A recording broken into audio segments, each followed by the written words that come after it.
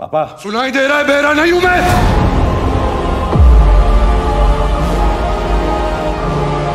नमस्कार मंडळी, मी तुमचा लाडका मित्र वरद विजय चव्हाण आणि मी तुम्हा सर्वांचं माझ्या युट्यूब चॅनलमध्ये स्वागत करत आहे। म्हणजे 1 डिसेंबर 2023 ला रिलीज झाला होता रणबीर कपूर, बॉबी देओल, रश्मिका मंदाना स्टारर ॲनिमल। आणि जेव्हापासून हा सिनेमा बॉक्स ऑफिसवर आलाय तेव्हापासून या सिनेमाने धुमशान घातलंय आणि अजूनही हा सिनेमा काही केला थांबायचं नाव घेत नाहीये। पण मला आठवत नाहीये शेवटचा हिंदी सिनेमा कुठला होता ज्या सिनेमाने फक्त बॉक्स ऑफिस गाजवला नाहीये तर अनेक कॉन्ट्रोवर्सीजना किंवा अनेक चर्चेचा विषय हा सिनेमा ठरलाय। म्हणजे ना केवळ या सिनेमाचे फॅन्स, या सिनेमाचे हेटर्स सुद्धा तेवढेच आहेत, पण या सिनेमाचा मुद्दा आता पार्लमेंटमध्ये सुद्धा उचलण्यात येतोय की सेन्सर बोर्डने या सिनेमाला मुळात परवानगीच कशी दिली, अशा सिनेमांना सेन्सर बोर्ड बूस्ट कसं करू शकतं। या सिनेमाच्या फॅन्सचं असं म्हणणं आहे की संदीप रेड्डी वांगानी बॉलिवूडचा स्टँडर्ड वाढवलेला आहे आणि आता तो स्टँडर्ड मॅच करणं अनेकाला डिफिकल्ट जाणार आहे। रणबीर आणि बॉबी देओलची ऍक्टिंग, रणबीर आणि रश्मिका मधले सीन्स, अनिल कपूर आणि रणबीरचं केमिस्ट्री किंवा केमिस्ट्री नव्हती त्या बिघडलेल्याच केमिस्ट्रीमुळे हे सगळं झालं असं म्हणायला काही हरकत नाही। आणि ज्या प्रकारे व्हायलन्स असेल किंवा बोल्ड सीन्स असतील, ज्या प्रकारे शूट करण्यात आले ते खूप कौतुकास्पद आहेत। ॲट द सेम टाइम या सिनेमाचे हेटर्स सुद्धा तेवढेच झालेले आहेत आणि या सिनेमाच्या हेटर्सचं असं म्हणणं आहे की हा सिनेमा अल्फा मेल आहे, हा सिनेमा टॉक्सिक आहे, या सिनेमामध्ये फालतू लेवलवर मारधाड दाखवण्यात आली आहे, सेक्स ज्या प्रकारे या सिनेमामध्ये दाखवण्यात आलं ते सुद्धा अनेकांना पटलेलं नाहीये। समाजावर या सिनेमाचा खूप मोठा घाणेरडा इम्पॅक्ट होणार आहे असं या लोकांचं म्हणणं आहे। आणि या सिनेमाचा डिरेक्टर म्हणजे संदीप रेड्डी वांगा हा एक सायको आहे आणि त्यांनी स्वतःचं जे हे वेडझवेपण होतं ते स्वतःच्या लिखाणात आणलेलं आहे असं या सिनेमाचे हेटर्स सुद्धा बोलतायत। पण एक गोष्ट नक्की की हा सिनेमा आपण घरी न बघता थिएटरमध्ये प्रेक्षकांना आणण्याचं काम, थिएटरपर्यंत खेचण्याचं काम या सिनेमाच्या चर्चेनी केलंय आणि हा सिनेमा क्युरिओसिटी तेवढी नक्कीच लोकांमध्ये निर्माण करतोय। आता जे हेटर्स आहेत त्यांना मी असं सांगू इच्छितो की खरंच सिनेमांचा प्रभाव समाजावर पडतो का?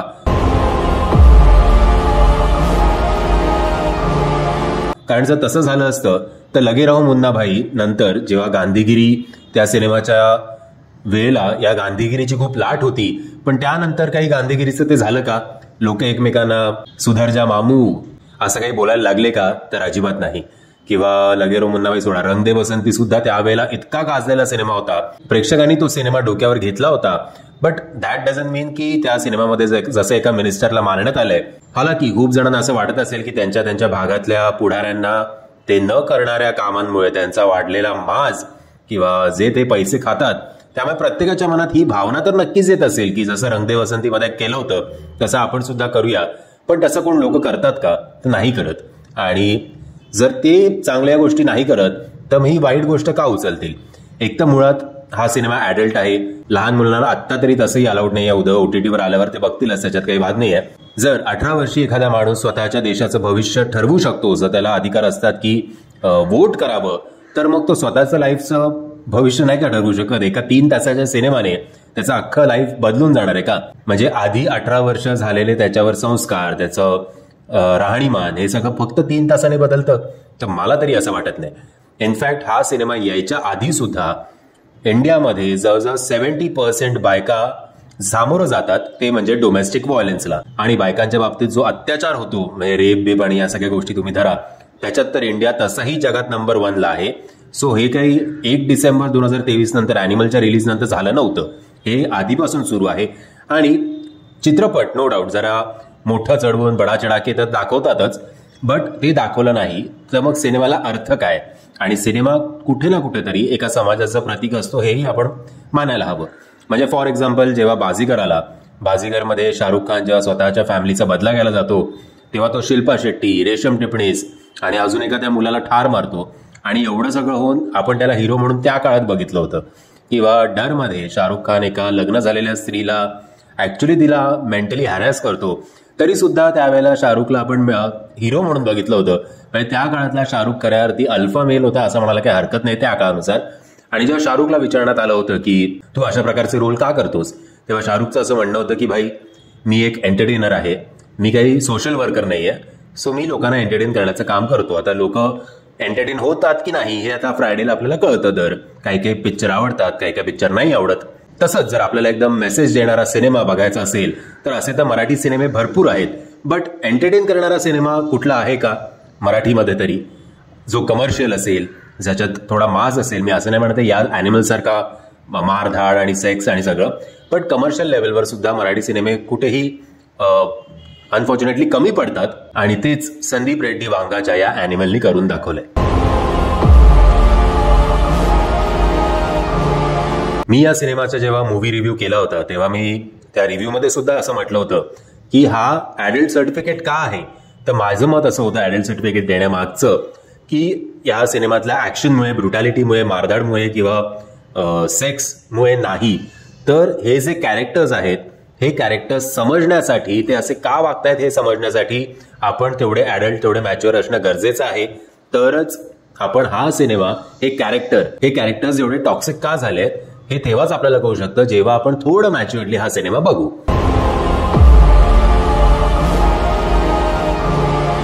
आता सर्वप्रथम की रणबीर एवढा व्हायलेंट का झाला, ते कारण त्याला त्याच्या बापाचं प्रेम स्टार्टिंग पासून जे हवं होतं ते त्याला मिळालं नाही. म्हणजे जर तुम्हाला, आता मी अज्युम करतोय की तुम्ही हा सिनेमा बघितला असेल तर तेवढे स्पॉइलर आहेत की जेव्हा रणबीर शाळेत असतो, त्याची टीचर त्याला एक प्रश्न विचारते, तो त्या प्रश्नांची उत्तर देतो आणि टीचर एकदम इम्प्रेस होते.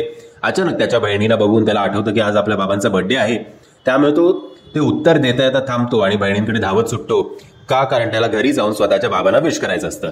हे बघून त्याची टीचर जी आहे ती भडकते, रणबीरच्या हातावर छडी मारते, त्याला गुडघ्यावर बसायला सांगते, पण तरी सुद्धा रणबीर धावत सुटतो आणि घरी पोहोचतो. का? कारण त्याच्या बाबांना त्याला विश करायचंय. त्याला कळतं की बाबा घरी नाही आहेत, बाबा फॅक्टरीमध्ये आहेत. मग तो फॅक्टरीमध्ये जातो, तिकडे पण बाबा नाही आहेत. मग तो परत घरी येतो. परत घरी आल्यानंतर त्याने बाबांसाठी लेटर लिहिलेलं असतं. ते लेटर लिहितच तो झोपून जातो आणि रणबीरची आई अनिल कपूरला बोलते की तुझा मुलगा तुला खूप मिस करतोय, तू आजचा दिवस सुद्धा यांच्याबरोबर स्पेंड नाही करू शकलास. आणि जेव्हा अशा वेळेला जेव्हा तुम्ही एका माणसावर आंधळ प्रेम करता आणि त्या माणसाकडनं जेव्हा तुम्हाला त्या प्रकारचा रिस्पॉन्स मिळत नाही, तेव्हा तुमच्या मनात ती एक ॲनिमल इन्स्टिंक्ट येते. तुम्ही नकळत खूप अग्रेसिव्ह होऊन जाता. तुम्हाला काही घेणं देणं नसतं की समाज काय बोलेल किंवा काय. कुठलाही प्रॉब्लेम असो, अशा वेळेला ज्या मुलाला स्टार्टिंग पासून प्रेमच मिळालं नाहीये, त्या मुलाला कुठलाही आता प्रश्नाचं उत्तर जर त्याला हवं असेल तर ते फक्त मारधाड आणि समोरच्याला कापणं. आणि अशा वेळेला जेव्हा बापाच्या जीवावर बेततं तेव्हा समोरच्याला ठार मारण्याशिवाय याच्याकडे दुसरा काही ऑप्शन नाहीये, कारण याचं डोकंच तसं चालत नाहीये. कारण हा मेंटली अनस्टेबल झालेला आहे बापापासून, स्टार्टिंग पासून वंचित राहिल्यामुळे. म्हणजे जर तुम्ही गुगल केलं की समजा एक बाप कोणाच्या तरी अनफॉर्च्युनेटली आयुष्यातच नाही आहे लहानपणापासून, म्हणजे इधर डिवोर्स झालाय किंवा स्वर्गीय झालाय तो बाप, किंवा मग अनिल कपूर सारखा फिजिकली प्रेझेंट आहे बट मेंटली नाही, आणि जेव्हा बाप मुलांच्या आयुष्यात नसतो त्यांच्या वाढत्या वयात, तेव्हा त्या मुलांची मानसिकता कशी होते हे तुम्ही गुगल करू शकता आणि त्याचे जे केस रिपोर्ट्स आहेत ते सुद्धा तुम्ही वाचू शकता.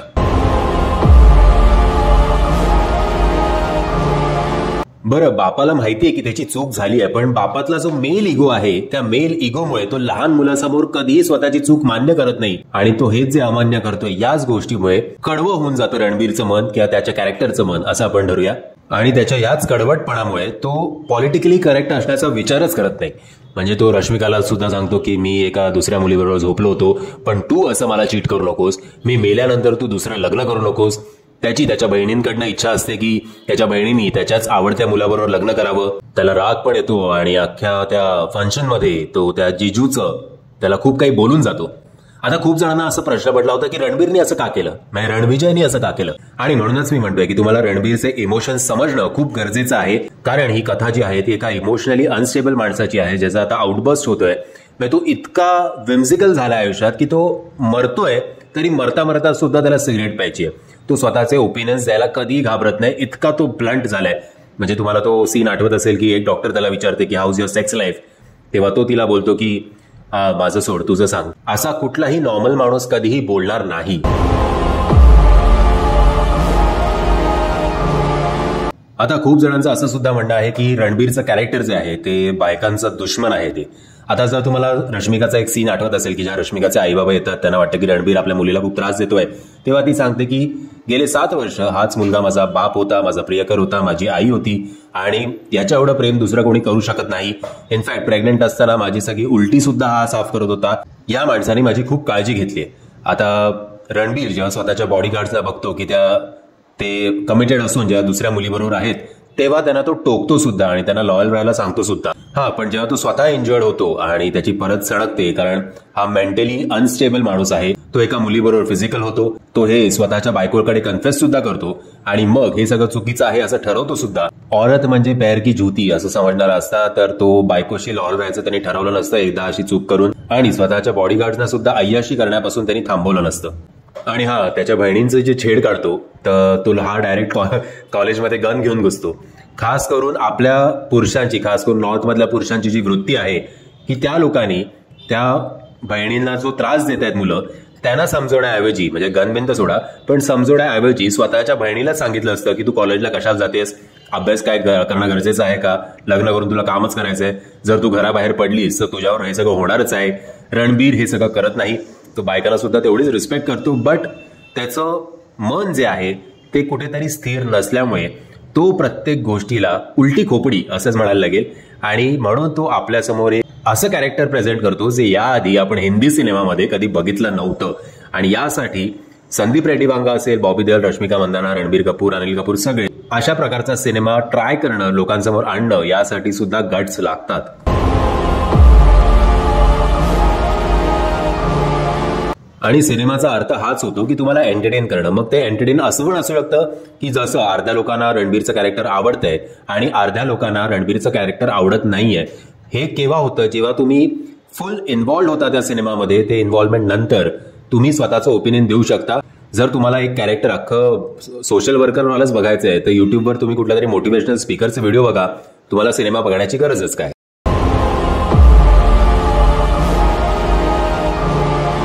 म्हणजे जर तुम्ही बघितलं तर हे कॅरेक्टर फॅमिली मॅनच आहे थोडक्यात. स्वतःच्या बापावर, स्वतःच्या फॅमिलीवर, स्वतःच्या अशा फॅमिली मेंबर्स बरोबर सुद्धा तो बोलायला जातो ज्या फॅमिली मेंबर्सना त्याच्या स्वतःच्याच बापानी किंवा इतर मेंबर्सनी बॉयकॉट केलं असतं किंवा संबंध तोडले असतात. स्वतःच्या बायकोवर जीवापाड प्रेम करतो. सो बट हा, त्याची एक इंटेन्स बाजू आहे, जी बाजू खरंच ती जर नसती तर हा सिनेमा तेवढा वर्थ राहिला असता का. म्हणजे एकीकडे आपण संजू सारख्या सिनेमामध्ये जेव्हा संजय दत्तच्या तोंडून असं ऐकतो की मी जवळजवळ 350 मुलींबरोबर झोपलोय, तेव्हा खॅक्या करत आपण हसलो होतो. बट हे रणबीरचं हे कॅरेक्टर बघायला मात्र आपण थोडे चाच पडतो.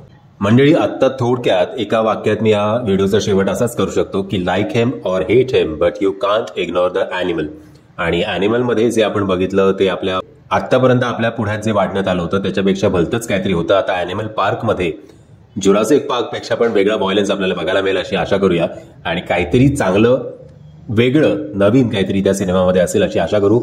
तुमचं ओव्हरऑल ॲनिमल या सिनेमाबद्दल, प्रत्येक कॅरेक्टर्सबद्दल काय मत आहे कमेंटच्या माध्यमातून कळवा. आणि जर तुम्हाला हा व्हिडिओ आवडला असेल तर प्लीज या व्हिडिओला लाईक, शेअर आणि चॅनलला सबस्क्राईब करायला विसरू नका. सुनाई दे रहा है, बहरा नहीं हूं मैं. जय हिंद, जय भारत.